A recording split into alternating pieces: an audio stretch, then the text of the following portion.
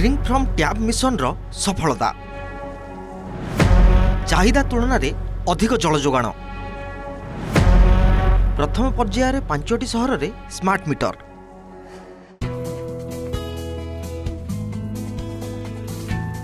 ओडिशार सहरांचलवासी एक बड़ खबर एणिकी आउ पुराना मेकानिकल मीटर नुहे बर घरे लागिबो स्मार्ट वाटर मीटर।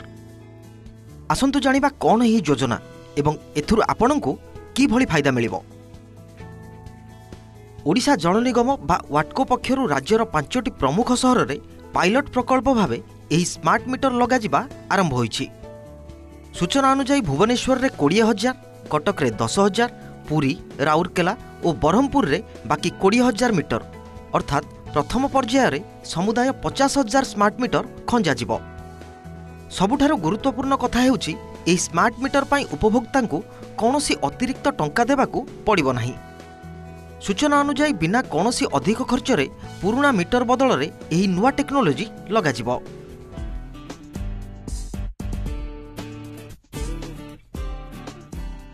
तेबे काहेकि ए स्मार्ट मीटर यार आवश्यकता कौन? रियल टाइम ट्रैकिंग अर्थात आपण केते पानी व्यवहार करुछंती ताहार सठिक तथ्य मिलिबो। जल अपचय कमिबो एवं बिलिंग रे स्वच्छता आसीबो। पाइप लीक जोगु नष्ट हेउथिबा पानीर ऑडिट होई पारिबो। ओडिशा एबे जल जोगाण क्षेत्र में एक माइल खुंट स्थापन करिछि। वाटको अधीन रे थिबा समस्त 29टी सहरांचल रे 100% घर को पानी संजोग दिया सरिछि।